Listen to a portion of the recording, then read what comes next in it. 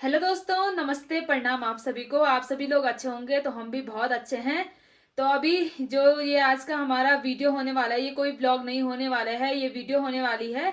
तो आप सभी लोगों ने कुछ टाइम पहले मुझे बहुत सारे कमेंट किए थे। दीदी ने आप लोगों को बोला था कि आप लोगों को अगर बताना होगा बुक लिस्ट के बारे में, तो आप लोगों ने बहुत सारे कमेंट किए थे कि दीदी जरूर एक वीडियो उस पर बनाना। तो आज मैंने दीदी को अच्छे तरीके से यहाँ पे बैठा रखा है। मैंने कहा हमारे सब्सक्राइबर जितने थे तो सबको जानना है बुक लिस्ट के बारे में, बहुत सारे लोगों की हेल्प हो जाएगी। क्योंकि इंस्टाग्राम में बहुत सारे मैसेज आ रहे थे मुझे कि दीदी को बोलना, मनीषा दीदी को बोलना हमारा रिप्लाई करने के लिए, या यूट्यूब पे वीडियो लाना। तो आज आप सभी लोगों की इच्छा पूरी होने वाली है, आप लोगों के लिए बुक लिस्ट की वीडियो आने वाली है। और यहाँ बैठ रखी है मेरी दीदी। हेलो दोस्तों, नमस्ते, प्रणाम आप सभी को। तो आप सभी लोगों की डिमांड पे और मैंने सोचा कि काफ़ी आज एक वीडियो बनाई ही जाए। ये भी मेरे पीछे लगी थी कि दीदी बना दे। मैं सोच रही थी शादी के बाद बना लूँगी, अभी बहुत काम हो रहा है, ऐसे ही मतलब ऐसे बिजी शेड्यूल चल रहा है। हाँ। तो फिर मैंने कहा चलो जल्दी से अभी बुक लिस्ट के बारे में बता देते हैं। उसके बाद डिटेल वाली स्ट्रेटजी, इसके बाद अगर आप मतलब आप लोगों को अगर ये वीडियो पसंद आएगी और आप लोग चाहोगे तो आप लोगों के ही मतलब आप जैसा आपका रिव्यू होगा उस हिसाब से मैं डिटेल स्ट्रेटजी बताऊंगी। लेकिन हाँ। आज मैं थोड़ा बहुत बुक लिस्ट के बारे में बता दूंगी जो मेरी थी। हाँ। तो तो जितना आप सब लोग मेरे पापा को अच्छा मानते हैं, उतना उससे ज्यादा मेरे पापा आप लोगों को अच्छा मानते हैं। क्योंकि पापा का ज्यादा वो था हाँ, दीदी के लिए पापा काफी हमेशा लगे हुए थे। कि वीडियो बना, वीडियो बना। हमारे जो सब्सक्राइबर हैं प्यारे प्यारे, वो बोल रहे मैं हैं, बोल रहे कमेंट थे, कर घर रहे पे हैं। बोल रहे थे कि बनाना, पर मैंने कहा कि एक बार मतलब ऐसे मैं उनको दिखा भी दूंगी ना, खाली मुंह से बोल के एक तो बोर भी हो जाओगे। साथ हाँ। में मुंह से बोलने पे उतना वो नहीं लगता कि हाँ सच में इसने ये बुक पढ़ी है कि नहीं। अभी हाँ, मैं आपको जितना सामने, दिखाने में होता है। हाँ मैंने कोशिश करी है कि जो मेरी बुक्स तब की रखी हुई है मैंने और नोट्स रखे हैं वो मैं आपको हाँ। दिखा पाऊँ, ताकि थोड़ी सी भी अगर आपकी हेल्प हो जाए। अगर मेरे वीडियो से किसी का एक नंबर भी बढ़ जाएगा तो तो हमारे बहुत लिए बहुत बहुत अच्छा। है। सिलेक्शन में एक ही नंबर से काफी लोग आगे या पीछे हो जाते हैं। तो हाँ। चलिए स्टार्ट करते हैं। ऑन। तो हिंदी का जो हमारा वेटेज रहता है इन एग्जाम में 20 नंबर का, तो ये मतलब हिंदी जो सब्जेक्ट होता है काफ़ी महत्वपूर्ण होता है। और इसकी एक मतलब एक प्रकार से इसका जो महत्व ये होता है कि जो अगर हिंदी आपकी पकड़ सही है, एक तो ये जीएस जितना वास्ट नहीं होता है, और एक तो आपकी इसमें अगर पकड़ अच्छी हो गई तो 20 में से 18-19 नंबर या 20 नंबर भी आ जाते हैं आराम से। तो एक तो इसका सिलेबस कम है तो आसानी रहती है, एक बार अगर आपने अच्छे से पढ़ लिया तो मतलब काफ़ी आसानी हो जाती है पेपर में अच्छे नंबर लाने में। तो हिंदी की अगर हम बात करें तो मेनली हिंदी में जो मतलब जो सिलेबस होता है आपको सबसे पहले मैं बात बताऊंगी कि आपको ना सिलेबस निकालना है। सबसे पहले अगर कोई भी आप अभी तैयारी कर रहे हो या फिर करने का शुरू कर रहे हो तो आपको सबसे पहले सिलेबस का प्रिंट आउट निकालना है। तो उसमें आपको टॉपिक ले लेके उसको हर एक टॉपिक क्लियर करते जाना है। तो हिंदी की जैसे हम बात करेंगे, या आपने अगर सिलेबस देखा भी होगा तो हिंदी में मेनली आता है जैसे व्याकरण आता है, फिर हिंदी का थोड़ा साहित्य आ जाता है जिसमें गद्य और पद्य जो कवि और लेखक होते हैं उनके बारे में पूछा जाता है। जनसंचार एक टॉपिक इसमें हो जाता है, और एक जैसे पत्र लेखन भी एक टॉपिक आता है जिसके अंदर क्वेश्चन पूछे जाते हैं। और एक आता है हिंदी कंप्यूटिंग, ये भी आता है। और अब तो गढ़वाली और कुमाऊनी भाषा के मतलब कई शब्द भी मतलब हमारे टाइम पे इतना नहीं पूछा जाता था, इतना क्या पूछा नहीं जाता था, लेकिन अब मैंने आपके एग्जाम में देखा है ये भी चलन बढ़ गया है। तो आप उस पर भी जैसे अगर पकड़ थोड़ा अच्छी है तो उससे रिलेटेड क्वेश्चन भी आ रहे हैं। तो हिंदी पे जो मेरे टाइम की बात मैं करती हूँ, मैं आपको वो बताती हूँ। तो हिंदी के लिए मेनली मैंने जो पढ़ी थी, जो मेरी बुक्स थी हिंदी व्याकरण के लिए, तो वो ये थी सामान्य हिंदी, लूसेंट की जो सामान्य हिंदी है। और इसमें आपको जैसे ये है मतलब सब पढ़ने की ज़रूरत नहीं है। इसमें आप अपने जो सिलेबस निकालिए उसमें टॉपिक के हिसाब से देख लीजिएगा कि कौन सा मुझे पढ़ना है। जैसे हिंदी साहित्य का जैसे आदिकाल रीतिकाल हमारे सिलेबस में नहीं था, तो ये बिल्कुल मैंने छोड़ रखा है इसको। इसके बाद देखो आप देख रहे होंगे इस बुक में कि बिल्कुल मैंने ये छोड़ रखा है। उसके बाद जैसे आता है वर्णमाला, मुझे लग रहा है ये मेरी वाली नहीं थी, ये मेरी वाली है। तेरी वाली है ना मेरे, क्योंकि मेरी बुक आज रहती ही नहीं है खाली। मेरी वाली मुझे लग रहा घर है, यहाँ नहीं है वो। तो ये कल्लू की है, ये देखो अमीषा लिखा है इसने जब तैयारी कर अमीषा वाई पता नहीं अवी पता नहीं क्या लिखा है इसने। तो ये इसकी है, मेरी इतनी साफ बुक मिलती नहीं है। तो इसमें जैसे संधि समास, आपके क्रिया विशेषण या हिंदी व्याकरण से संबंधित जितनी भी चीजें हैं वो मैंने इससे पढ़ी थी, ठीक है। और इससे पढ़ने के बाद जब मैंने डिटेल में इससे पढ़ा था ना, तो उसके बाद मैंने इसमें नोट्स बना दिए थे थोड़ा हिंदी साहित्य के, आपको थोड़ा नज़दीक से दिखा दूँ उनको।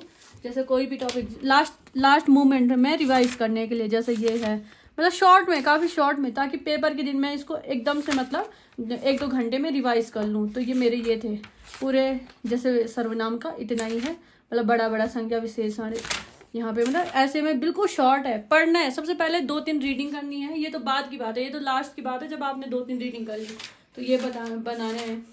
उसके बाद जैसे इसमें मैंने टॉपिक बताया कि साहित्य का, तो मैंने साहित्य के लिए दोस्तों ये किया था, साहित्य के लिए मतलब ऐसा है 1 दिन की मेहनत लगने वाली है, 1-1.5 दिन की, अगर आप अच्छे से कर पाओगे। तो मैंने ऐसे कर दिया था, ये देखिए मैंने कुछ ऐसा कर दिया था, मतलब ये गूगल से, एनसीईआरटी से, सब जितना भी नॉलेज साहित्य पे होने वाला है, जैसे इन्हें प्रेमचंद हो गया, शेखर जोशी जी हो गए, आपका राहुल सांकृत्यायन जी हो गया, हरिशंकर प्रसाद, इनके बारे में जितनी भी चीज़ें, उनकी रचनाएं, जितनी भी चीज़ें हैं ना, जितने भी क्वेश्चन बन सकते थे वो मैंने मतलब यहाँ पे पूरे कंपाइल कर दिए थे। अब पेपर के दिन मुझे क्या करना है, बस इसको देखना है, मतलब उससे पहले भी रिवाइज करना है काफ़ी टाइम बाद, और उसके बाद भी मुझे अगर कहीं से प्रीवियस ईयर क्वेश्चन पेपर से जैसे कुछ क्वेश्चन मिल जाते थे तो उनको इन स्टिकी नोट से यहाँ पे और उनमें ऐड कर देती थी। अब आता है जनसंचार। तो जनसंचार जो टॉपिक है, इसका भी मैंने पूरा जनसंचार का, मैंने जैसे 1-2 PDF मुझे मिल गई थी ऑनलाइन, और यूट्यूब और गूगल से मैंने थोड़ा इसके भी नोट्स बना लिए थे। पत्र लेखन के भी सेम चीज़, PDF भी मिल गई थी, यूट्यूब और गूगल का हो गया था। फिर हिंदी कंप्यूटिंग का मैंने थोड़ा हेल्प ली थी, योगेश सर की एक वीडियो थी, एक या 2 वीडियो थी, उनसे मैंने थोड़ा नोट्स बना लिए थे। तो हिंदी का इतना ही है। जो आपको व्याकरण पढ़ना है वो लूसेंट से पढ़ना है, और बाकी जितने भी टॉपिक है, जनसंचार, पत्रकारिता, वो आप गूगल से या फिर यूट्यूब की हेल्प से एक ही जगह पे एक ही बार में नोट्स बना लो, उसके बाद मल्टीपल टाइम रिवीजन उनका कर लीजिए। इतना काफ़ी है ग्रुप C एग्ज़ाम के लिए। और जैसे और आपको आगे एग्ज़ाम के लिए, बड़े एग्ज़ाम के लिए पढ़ना है तो और अच्छे से आप पढ़ सकते हो। उसके लिए हिंदी की और भी मतलब रेफरेंस बुक आती है, स्टैंडर्ड बुक आती है, आप उनकी हेल्प ले सकते हो। अगर हम बात करते हैं हिंदी के बाद, हम बात करते हैं उत्तराखंड की। तो उत्तराखंड का आपका जो आता है 40 नंबर का आता है। उसमें आपका उत्तराखंड से संबंधित जितनी भी जानकारियां हैं, चाहे उसमें आपका इतिहास से संबंधित हो, भूगोल से संबंधित हो, राजनीति से संबंधित हो, या कोई भी चीज़ है, जितनी भी जानकारियां आती हैं वो आपका उत्तराखंड की 40 नंबर का आता है। और उसी में मतलब करंट, उत्तराखंड से संबंधित जो करंट अफेयर्स होते हैं वो भी आ जाते हैं। तो सबसे पहले उत्तराखंड GS मैं बाद में बताऊंगी, सबसे पहले बताती हूँ उत्तराखंड के करंट अफेयर्स के लिए आपको क्या करना है। तो मैं जो करती थी, मैं जहाँ रहती थी वहाँ ना उन लोगों ने PG में न्यूज़पेपर लगाया था हिंदी का। तो उसमें ना वो मतलब उसका जो संस्करण था ना वो स्टेट का ही था, तो उसमें जो स्टेट से संबंधित काफ़ी न्यूज़ थी। अब उसमें ऐसे पॉलिटिकल न्यूज़ नहीं पढ़नी, उसमें जैसे ऐसी न्यूज़ पढ़नी है जो मतलब हमारे सिलेबस से रिलेटेड हो। जैसे मोनाल के बारे में आया है, या कई जैसे कुछ भी बोल सकते हैं, जैसे कि ट्रैक ऑफ द ईयर किसको दिया गया है, कहीं मेले हो रहे हैं तो मेले के बारे में, तो वो मेला कहाँ हो रहा है, तो कभी एग्जाम में वही चीज़ें पूछ ली जाती हैं। तो इस तरीके से मेले में या कई नई चीज़ें जो हाईलाइट होती है वो पढ़नी है। ऐसा नहीं पढ़ना कि किसकी सरकार ने क्या किया, मतलब हाँ योजनाएं सरकार की जो होती है वो योजनाएं थोड़ा इंपॉर्टेंट होती हैं, कोई योजनाएं चल रही हैं तो उसके बारे में पढ़ लिया। और या फिर अगर आप न्यूज़पेपर आपको लगता है कि काफ़ी टाइम वेस्ट होगा, तो आप ये कर सकते हो, जैसे यूट्यूब पे आते हैं ना मंथली, मतलब डेली पढ़ने की ज़रूरत नहीं है, मंथली वाली वीडियो देख लो, और जैसे ईयरली वाली वीडियो देख लो, और उससे अपने नोट्स बना लो। और अगर आपको लगता है कि मतलब करंट अफेयर्स तो बहुत सारे होते हैं तो क्या क्या इंपॉर्टेंट है, तो उसके लिए एक टिप है। जैसे आप क्या कर सकते हो, जैसे उत्तराखंड के जो प्रीवियस ईयर क्वेश्चन पेपर होते हैं ना, पुराने पेपर, तो उसमें देख लो किस टाइप के करंट अफेयर्स में अगर सवाल पूछा है तो किस तरीके के सवाल पूछे गए हैं, तो उससे आप आइडिया लगा के सेम उसी टाइप के आप अपने नोट्स तैयार कर सकते हो। अब दूसरा आता है उत्तराखंड के, तो यहाँ पे मेरे पे जो हाईली रिकमेंडेड है वो है परीक्षा वाणी। तो वो मेरे पे है नहीं अभी, शायद मैंने किसी को दे दी, सानिया को दे दी, या फिर घर छूट गई, मुझे अभी जानकारी नहीं है। तो मैंने क्या कर लिया था, मैंने परीक्षा वाणी जो है उत्तराखंड के जितने भी लोग तैयारी कर रहे हैं, अगर उत्तराखंड की तैयारी जो करनी है वो परीक्षा वाणी से अच्छी कोई बुक हो नहीं सकती। वो बहुत मतलब वो मस्ट है, उसको आप ऐसा नहीं है आप बोलोगे बहुत सिंपल है या कोई बोलेगे बहुत मोटी है, ऐसा नहीं है। आपको उसको बार बार पढ़ना होता है, उसकी लाइन में, हर लाइन में क्वेश्चन होते हैं, आपको बार बार पढ़नी होगी, उसका रिविजन करना होगा। तो मैंने यही किया था। मैंने क्या किया था, उसका बार बार उसको रिवाइज किया था, और लास्ट में जो मुझे लगा कि बिल्कुल इम्पोर्टेंट चैप्टर से जो निचोड़ होता है ना, जो चैप्टर में इम्पोर्टेंट चीज़ें हैं, उसके मैंने इस बुक में नोट्स बना लिए थे। तो लास्ट टाइम पे जब मैं पढ़ती थी तो मैं इसी को पढ़ के चली आ रही थी। इतने जो मेरे हैं ना ये नोट्स थे, तो मैं इन्हीं को पढ़ के निकल जाती थी एग्ज़ाम के लिए, तो मेरे को काफ़ी हेल्प होती थी। जैसे मैं यहाँ पे थोड़ा सा दिखाऊंगी आपको ऐतिहासिक काल, थोड़ा ऐतिहासिक काल के बारे में। जैसे ये है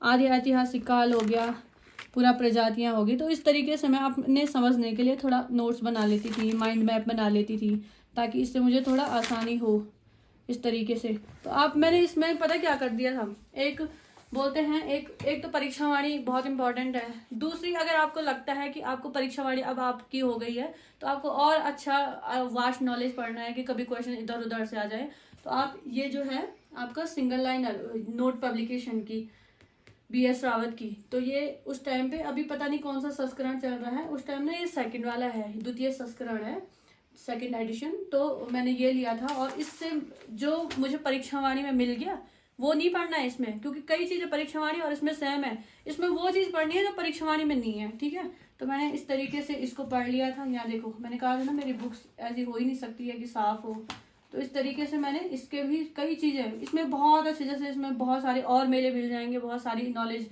एक्स्ट्रा मिल जाएगी, तो वो चीज़ें मैंने अपने नोट्स में यहाँ से ऐड कर ली थी। इसको भी मैंने अच्छे से पढ़ा था, तो यहाँ से मैंने वो चीज़ ऐड कर ली थी। इसमें जैसे परीक्षा वाणी में जो है ना हमारा हिस्ट्री उतना अच्छे से नहीं दिया गया है, तो इसमें काफ़ी अच्छे से हिस्ट्री के बारे में दिया गया है।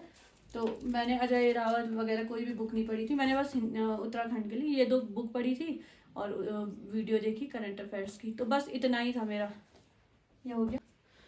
तो अब बात करते हैं GS की। तो GS के मेनली 4 सब्जेक्ट होते हैं, जैसे भारतीय संविधान हो गया, मतलब राज्य व्यवस्था हो गई, और इतिहास हो गया, भूगोल हो गया, अर्थशास्त्र हो गया। तो इसके लिए मैंने सबसे पहले की थी, अगर आपको इसमें गहरी समझ बनानी है तो सबसे पहले आप स्टार्ट कर सकते हो 6 से लेकर 10th की NCERT तक, क्योंकि उसमें बहुत नॉलेज है। देखने को मतलब सुनने को लगता है कि NCERT है, हमने तो बचपन में पढ़ी होंगी, पर ऐसा नहीं होता, उसमें बहुत सारी नॉलेज है। तो अगर आपको अपना बेसिक बनाना है, एक दिमाग में टाइमलाइन सेट करनी है, कहानी सेट करनी है, क्योंकि हिस्ट्री में जो है खाली डेट्स याद रखने से नहीं होता। तो जैसे उसमें अगर आपको एक कहानी सेट करनी है तो आप ज़रूर NCERT पढ़ें, और जब आपकी NCERT हो जाए उसके बाद आप लूसेंट की सामान्य ज्ञान पढ़ सकते हो। लोग तो बहुत कुछ पढ़ते हैं, घटना चक्र और भी बहुत, जैसे ग्रुप C के एग्ज़ाम के लिए तो मेरे कई दोस्त जैसे UPSC लेवल की बुक भी पढ़ते थे, जैसे लक्ष्मीकांत की भारतीय। पर मुझे लगता है भारतीय जो राज व्यवस्था है लक्ष्मीकांत की, वो भी किसी ने पढ़ी है, तो मुझे लगता है कि इतनी बड़ी स्टैंडर्ड बुक पढ़ने की इतनी ज़रूरत है नहीं उसमें। मतलब ग्रुप C में इतने भी मतलब वैसे क्वेश्चन नहीं होते, अगर किसी ने अच्छे से ही इन्हीं बुक की हेल्प से अच्छे से पढ़ाई कर ली है तो आराम से हो जाता है। तो NCERT के बाद आप ये बुक रेफर कर सकते हैं, सामान्य ज्ञान। और ऐसा नहीं है कि बस एक बार पढ़ लिया, इसको आपको 8 से 10 बार आप अगर पढ़ोगे तब जाके आपके दिमाग में चीज़ें आएंगी, और अच्छे से आपको लगेगा कि मैं एग्ज़ाम में क्वेश्चन सॉल्व कर पा रहा हूँ। तो सामान्य ज्ञान हो गई। और अगर जो NCERT नहीं पढ़ पा रहा है और जिसको लगता है कि वो रटने में बिल्कुल माहिर है, रट सकता है चीज़ों को, तो उसके लिए NCERT सार संग्रह, ये भी काफ़ी अच्छी बुक है। लेकिन मैंने ये बाद में पढ़ी थी और उतनी नहीं पढ़ी थी, थोड़ा देखी थी मैंने, मतलब ये मैं लास्ट टाइम पे लाया गई थी जब मेरे लास्ट के पेपर थे, उसके बाद तो मेरे एग्जाम क्लियर हो गया, तो मैं इसको ज़्यादा पढ़ भी नहीं पाई। ये मतलब बिल्कुल अभी नहीं जैसी है, मैंने बस इसमें थोड़ा बहुत टिक लगा रही थे कि मुझे कहाँ पे क्या पढ़ना है, थोड़ा स्टिकी नोट चिपका, मैंने पढ़ी नहीं है लेकिन मैंने देखी, मैंने ऊपर देखी है, तो काफ़ी अच्छी बुक भी है ये। वही चीज़ें हैं जो NCERT में है। तो आप अगर NCERT नहीं पढ़ पाते हो, पहले तो आप कोशिश करिएगा, आपके पास टाइम हो तो आप बिल्कुल NCERT पढ़िए, और नहीं है तो आप इसको पढ़ सकते हैं। और सामान्य ज्ञान तो आपके पास है ही, तो ये है। और उसके बाद आप कर सकते हैं previous year question paper solve कर सकते हैं और उनको लिख सकते हैं। तो एनालाइज जो करना है वो अच्छे से एनालाइज करना है पुराने पेपर, और उसके बाद आप नोट्स बना सकते हो। जैसे मैंने यहाँ पे पुराने पेपर एक ही जगह पे इसमें वो कर लिए थे, जैसे ये देखो गांधी युग हो गया, इससे जैसे भूगोल में हो गया, सारी चीज़ें मैंने जितने भी जैसे देखो कंप्यूटर युग के SSC क्वेश्चन पेपर, ये पुराने क्वेश्चन पेपर है। तो ऐसे करंट अफेयर्स में जो पुराने हैं मतलब करंट अफेयर्स में मैंने ये किया था, टॉपिक ढूंढे थे किस टॉपिक से जैसे पुरस्कार वाले टॉपिक से काफ़ी पूछे जाते हैं क्वेश्चन, तो ऐसे वाले टॉपिक ढूंढने हैं, वो पढ़ने हैं। तो करंट अफेयर्स आप एक कर सकते हो, मंथली वीडियो देख सकते हो, ईयरली देख सकते हो। मैंने ज़्यादा करंट अफेयर्स पे उतना फोकस नहीं किया था, मतलब डेली वाला नहीं किया था, डेली नहीं पढ़ा था मैंने, बस मंथली पढ़ा था, ईयरली पढ़ा था। और करंट अफेयर्स आपका हो गया। कंप्यूटर भी मैंने पुराने पेपर देखे थे, पुराने पेपर के जितने भी क्वेश्चन थे एक ही जगह पे उनके नोट्स बना लिए थे। उसके बाद थोड़ा बहुत एक दो टॉपिक जहाँ पे मुझे समझ नहीं आता था उसको मैं यूट्यूब से सर्च कर लेती थी। कंप्यूटर, करंट अफेयर्स, रीजनिंग, इनकी मतलब कोई अलग से बुक पढ़ने की जरूरत नहीं है, आप पूरा गूगल और यूट्यूब की हेल्प ले सकते हो। बाकी जो 4 जीएस के सब्जेक्ट हैं उनमें आपको पकड़ बनाने के लिए आपको लगता है कि आप खुद से नहीं पढ़ पा रहे तो आप क्लासेस देख सकते हो। बाकी मैंने तो पूरा बुक से ही पढ़ा था, मैंने क्लासेस बहुत कम देखी थी। बस मैंने क्लासेस कंप्यूटर और ये जो अदर छोटे छोटे टॉपिक हैं कंप्यूटर, रीजनिंग वगैरह के लिए देखे थे। बाकी आप बस लूसेंट बहुत इनफ है। अगर आपने बहुत बार उसको रिवीजन कर लिया है, पुराने पेपर पढ़ लिए हैं, एनसीईआरटी अच्छे से पढ़ ली है, तो मुझे लगता है लूसेंट इनफ है। और अगर आपको लगता है कि आपने ये चीज़ भी पढ़ ली, सब चीज़ें पढ़ ली, उसके बाद भी आपको लगता है टाइम बच रहा है और पेपर के डिमांड के हिसाब से क्वेश्चन भी और एडवांस आ रहे हो, तब आप इससे भी अलग स्टैंडर्ड बुक पे शिफ्ट कर सकते हो। अदरवाइज ये इनफ होता है। तो ये मैंने बड़ा बड़ा आपको बुक्स के बारे में, अपनी बुक्स के बारे में पढ़ा है। अगर आपको लगता है इनमें मेरी कोई भी बुक्स या कोई भी रिकमेंडेशन आपके हेल्पफुल हो सकता है आपके लिए, तो आप ज़रूर उसको आपका उसका यूज़ करें। और बाकी मैं अपनी तरफ से छोटे छोटे कुछ टिप्स बताना चाहूँगी, जैसे कि आप जब पुराने पेपर जो सॉल्व कर रहे होंगे तो उनके जो ऑप्शन आते हैं, 4 ऑप्शन आते हैं ना, तो उनके जो ऑप्शन आते हैं उनको भी अच्छे से एनालाइज करो। ये नहीं कि बस क्वेश्चन का आंसर देख लिया और उसको याद कर लिया, नहीं, उनके जो 4 ऑप्शन होते हैं उन चारों ऑप्शन को अच्छे से एनालाइज करो, उन पे भी काफ़ी क्वेश्चन बन जाते हैं। ये एक मेरी टिप्स थी। दूसरी मेरी ये टिप्स थी कि जब आप पढ़ने बैठो तो आप बिल्कुल उस टाइम पे बस पढ़ना, मतलब उस टाइम पे बस ये सोचना कि अब अगर आपने तैयारी शुरू कर दी है तो आपको बस अपना 100% देना है। क्योंकि जैसे मैं थी, मेरे को भी जैसे टाइम लग गया था, मतलब मैं आप सोचती हूँ तो मैं उससे सोचती हूँ कि उससे थोड़ा और कम टाइम में पेपर निकाल लेती, पर मेरी थोड़ा ये आदत थी कि मैं जैसे आज पढ़ती थी, आज पूरा दिन पढ़ा तो 1-2 दिन फिर मेरे गैप भी हो जाते थे। तो आप बिल्कुल मेरी जैसी ये गलती ना करें, आप हमेशा पढ़ें, रोज़ पढ़ें, और जब आप अच्छे से पढ़ने लग जाते हो तो बढ़िया से फिर एक फ्लो बन जाता है और मज़ा आने लगता है पढ़ने में। दूसरा, आप एक चीज़ जैसे मैंने उस टाइम पे तो नहीं करी है जैसे, पर मैं अब कभी इसको उसके बाद लाई हूँ मैं, तो मुझे लगता है ये चीज़ आपके लिए काफ़ी हेल्पफुल है। इसमें जैसे क्लॉक भी है, टाइमर भी है, तो इसको आप खरीद सकते हो। क्योंकि कई बार ये होता है कि हम पढ़ने बैठते हैं तभी बीच में किसी का कॉल आ जाएगा, तो हमें लगता है 2 घंटे से हमने किताब खोल रखी है तो हमने काफ़ी पढ़ लिया, लेकिन ऐसा नहीं होता है।